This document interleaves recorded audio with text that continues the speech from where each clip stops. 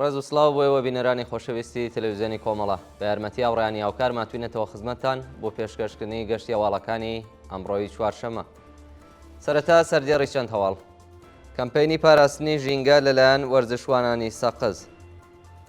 بەرزڕاگرتنی یادی ئومید حەسەنی لە شاری سنە. دەست بەسەرکردنی دوو هاوڵاتی لە میاندووا و بۆکان. گیان لە دەستانی کرێکارێکی ئیدارەی ڕێگە و شارسازی لە سەقز. مانگرتنی پزیشکانی نەخۆشخانەی ڕوودباری جنوب لە بەلوچستان. بێکاری سی کرێکاری شاغڵ لە پاڵاوگەی گازی هۆیزەی کەنداوی فارس و کۆبوونەوەی ئێرانیانی ئازادی خواست لە فڕانکفۆرتی ئاڵمان.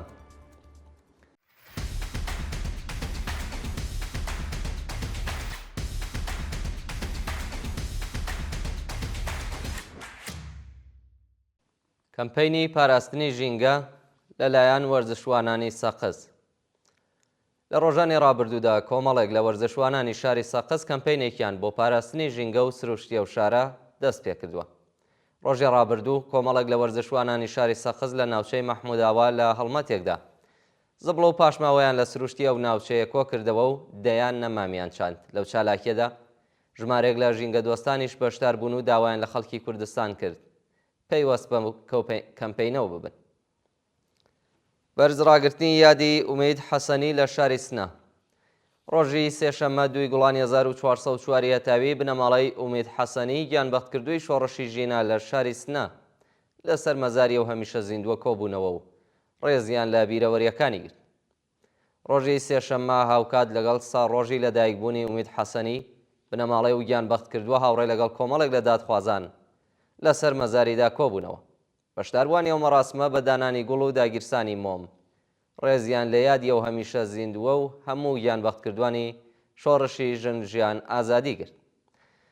لە کۆتاییدا جێگەی ئاماژەیە کە ڕۆژی 26 خەزەڵوەری 1401 ئومید حەسەنی لەلایەن هێزە ئەمنیەکانەوە دەست بەسەر و ڕۆژی 27 خەزەڵوەر لە ژێر ئەشکەنجەی سەرکوتگەرانی ڕژیمدا گیانی بەخت کرد. دەست بەسەرکردنی دوو هاوڵاتی لە میاندووا و بۆکان. لە ڕۆژانی ڕابردوودا دوو هاوڵاتی بە ناوەکانی حسێن گەوهەری خەڵکی میاندووا و ئیحسان حەمزەزادە قوتابی تەمەن 17 ساڵی خەڵکی میراوای بۆکان لەلایەن هێزە ئەمنیەتیەکانەوە دەست بەسەر کراون. بە پێی راپۆرتەکان حسێن گەوهەری چالاکی میدیای خەڵکی میاندووا و دەست بەسەرکراوی شۆڕشی ژینا لە ساڵی 1401 تاوی بۆ جارێکی دیکە لەلایەن ئیدارەی ئیتڵاعاتەوە دەست بەسەر و بۆ شوێنێکی نادیار ڕاگوێزراوە. لەلایەکی دیکەوە قوتابیەکی مێرمنداڵی خەڵکی میراوای بۆکان بە ناوی ئیحسان حەمزەزادە پاش بانکران بۆ قوتابخانەی گشتی ئەو شارە لەلایەن هێزە ئەمنیەتیەکانەوە ڕفێنراوە و تا بە ئێستای زانیاریەک لەسەر چارەنووسی لەبەردەستدانیە. گیان لە دەستانی کرێکارێکی ئیدارەی ڕێگە و شارسازی لە سەقز. ڕۆژی سێشەممە 2 گوڵانی 1404 هەتاوی کرێکارێکی ئەندازیاری شاغڵ لە ئیدارەی ڕێگە و شارسازی سەقز بە ناوی سەعید دەستگیری لە کاتی کارکردن لە پرۆژەی جادەسازی ئێرانشا بەهۆی ڕووداوی هاتوچۆ بەداخەوە گیانی لەدەستاوە. پرۆژەی ئاسفاڵتکردنی جادەی ئێرانشار پێشتر لەلایەن پەیمانکارەوە بەڕێوەدەچوو، بەڵام پەیمانکار بەهۆی نەدانی داخوازیەکانی پرۆژەکەی بەجێهێشتووە و نوێنەری شارەکانی سەقز و بانە لە مەجلیسی ڕژیم بە دوواداچوونی بۆ تەواوکردنی پرۆژەکە کردووە. بە وتەی چالاکانی مەدەنی سەقز ئاسفاڵتکردنی جادەکانی دەرەوەی شار لە ئەستۆی ئیدارەی ڕێگە و شارسازیە، بەڵام ئەو غەڵتەکەی خۆی بە سەعید دەستگیریدا کێشاوە و ناوبراوی کوشتووە سەر بە شارەداری سەقزە و بنەماڵەی قوربانی داوای ڕوونکردنەوەی دەکەن. کۆچکردنی ئاروین سەلیمی برینداری شۆڕشی ژینا بۆ دەرەوەی وڵات. ئاروین سەلیمی برینداری شۆڕشی ژینا لە شاری دێولان بەهۆی گوشارەکانی وەزارەتی ئیتلاعات ناچار بە کۆچکردن بۆ دەرەوەی وڵات بوو. ئاروین سەلیمی لە مەراسمی چلەی ماتەمینی ڕەزا لوتفی لە ڕێکەوتی 5 خەزەڵوەری 1401دا بە فیشەکی چاچمەیی سەرکوتگەرانی ڕژیم چاوێکی لەدەستە. ناوبرا و پاش زیاتر لە 2 ساڵ بەهۆی گوشاری ناوەندە ئەمنیەتیەکانی ڕژیم ناچار بە کۆچکردن بۆ دەرەوەی وڵات بووە و لە گردە ڤیدیۆیەکدا هەواڵەکەی پژڕاست کردێتەوە.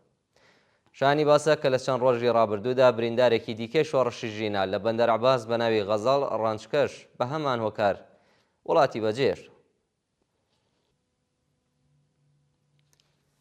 مانگرتنی پزیشکانی نەخۆشخانەی ڕوودباری جنوب لە بەلوچستان. ڕۆژی سێشەممە 2 گوڵانی 1404 تاوی پزیشکانی پسپۆڕی نەخۆشخانەی ڕوودباری جنوب لە بەلوچستان دژ بە نەدانی داخوازیەکانیان دەستیان لە کار کێشایەوە و مانیان گرت. پزیشکانی ئەو نەخۆشخانە لە ئاسکەمی هەغدەست، کەمی کادری دەرمانی پسپۆڕ، نەبوونی ئیمکاناتی پزیشکی و بایەخنەدانی بەڕێوەبەرانی نەخۆشخانە بە کێشە و گرفتەکانیان ناڕازین و وتویانە شارستانی ڕوودباری جنوب 120,000 کەس جەمیەتی هەیە، بەڵام ئیمکاناتی دەرمانی لە نەخۆشخانەکەیدا نییە و پزیشکان ناتوانن خزمەتگوزاری بۆ خەڵک پێشکەش بکەن. ناڕەزایەتی پێرسۆنێلی نەوت لە خوزستان. پێرسۆنێلی نەوتی شاغڵ لە ناوچە عەمەڵیاتیەکانی خوزستان ڕۆژی سێشەممە 2 گوڵان دژ بە نائەمنبوونی فڕۆکەکانی شرکەتی کارون ناڕەزایەتیان دەربڕی. بە وتەی ناڕازیان وەزارەتی نەوت بۆ گواستنەوەی کرێکاران لە فڕۆکەکانی شرکەتی کرون کەڵک وەردەگرێت کە زۆر کۆنن و ئەمنیەتیان نییە. دابین نەکردنی فڕۆکەی نوێ و نۆژەن نەکردنەوەی فڕۆکەکان گیانی کرێکارانی خستۆتە مەترسیەوە و پێرسۆنەلی شرکەتی نەوت داوای دابینکردنی ئەمنیەتی پیشەی دەکەن.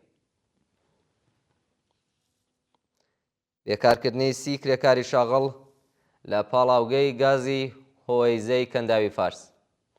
بەلانی کەم 30 کرێکاری شاغڵ لە پاڵاوگەی گازی هۆیزەی کەنداوی فارس وێڕای هەبوونی گرێبەست لە سەرکار دەرکراون. بە پێ راپۆرتەکان خاوەنکار بە بیانووی تەواوبوونی پرۆژەکە ئەو 30 کرێکارەی لە سەرکار دەرکردووە، لە حاڵێکدا هێشتا ماوەی گرێبەستەکانیان بەسەر نەچووە. کرێکاران دەڵێن سەردانی هەر ناوەندێکی دەوڵەتیان کردووە، وەڵامیان وەرنەگرتوێتەوە و خاوەنکار ناوی 100 کرێکاری دیکەی بۆ دەرکردن بڵاو کردوێتەوە. دەست بە سەرکردنی دەیان شارۆمەندی ئەفغانستانی لە خاش.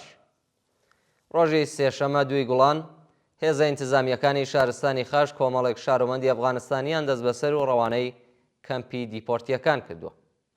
بە وتەی چالاکانی بەلوچ هێزە ئینتیزامیەکان بە 5 ئۆتۆمبیلی سەربازی وێرشیان کردوەتە سەر دانیشتوانی 2 گوندی ئیفتخاراوە و ناسراوە و دەیان کەسیان دەست بەسەر کردووە.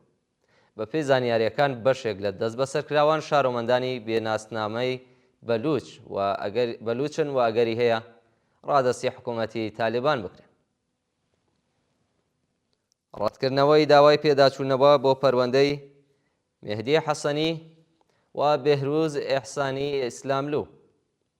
بە پێی راپۆرتی کانونی مافی مرۆڤی ئێران، داوای پێداچوونەوە بە پەروەندەی 2 بەندکراوی سیاسی مەحکوم بە ئێدام بەناوەکانی مێهدی حەسەنی و بێهروز ئێحسانی ئیسلاملو لە دیوانی باڵای وڵات ڕەت کراوەتەوە. مێهدی حەسەنی و بێهروز ئێحسانی لە سەردەمی شۆڕشی ژینا لە شارەکانی زەنجان و تاران دەست بەسەر و کۆتاییەکانی مانگی خەرمانانی 1403 لەلایەن لقی 26 دادگای ئینقلابی تاران بە تۆمەتی بەغی لە ڕێگەی ئەندامەتی لە یەکێک لە گروپە دژبەرەکانی ڕۆژین بە ئێعدام مەحکوم کران. ڕۆژی 18 بەفرانباری هەمان ساڵ سزای سێدارەی ئەو 2 بەندکراوە لە دیوانی باڵای وڵات پشتڕاست کرایەوە و لەم دوایانەدا داوای پێداچوونەوە بە پەروەندەکەیان ڕەت کراوەتەوە و ئەگەری هەیە جێبەجێکردنی حکومەکەیان بەم زوانە بێت. بێبەشکردنی 2 بەندکراوی سیاسی لە دەرمان لە زیندانەکانی ئێڤین و قەرچەک. بە پێی راپۆرتی ڕێکخراوەکانی مافی مرۆڤ، بەڕێوەبەرانی زیندانەکانی ئێڤین و قەرچەک 2 بەندکراوی سیاسیان بە ناوەکانی عەلیڕەزا شاه محەممەدپور و مەریەم ئەکبەری منفەرد لە دەستڕاگەشتن بە دەرمان بێبەش کردووە. بە وتەی سەرچاوەکانی هەواڵ، عەلیڕەزا شاه محەممەدپور تووشی نەخۆشی دڵ بووە و پێویستی بە نەشتەرگەری لە نەخۆشخانەی دەرەوەی زیندان هەیە، بەڵام بەرپرسانی زیندانی ئێڤین ڕێگەیان لە دەستڕاگەشتنی ئەو بەندکراوە سیاسیە بە دەرمانی پێویست گرتووە و گیانی لە مەترسی جددیدایە.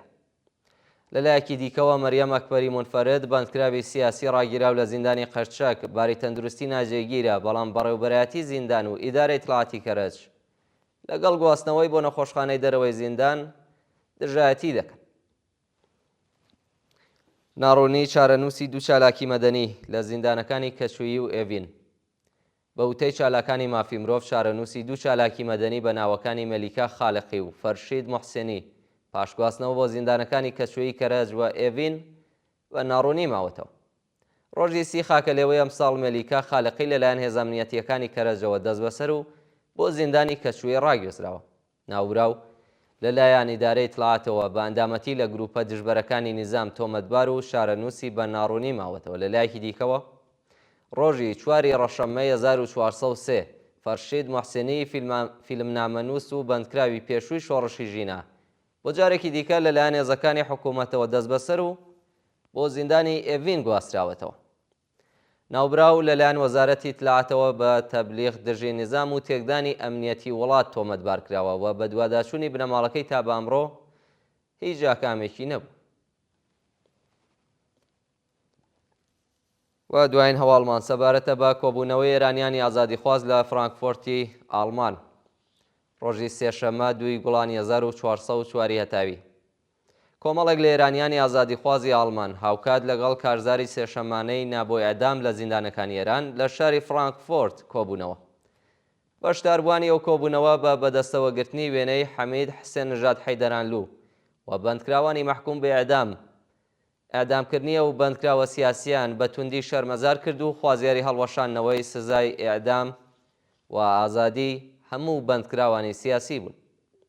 خۆپێشاندەران داوایان لە ئێرانیانی دەرەوەی وڵات کردووە بۆ ڕێگری لە ئیعدامی بەندکراوان پەیوەست بە کارزاری سێشەمانەی نابۆ ئیعدام ببن. بینەرانی خۆشەویست، گەشتی هەواڵەکانی ئەمڕۆتان پێشکەشکرا. کات و ساتێکی خۆش بۆ هەموو لایەکتان.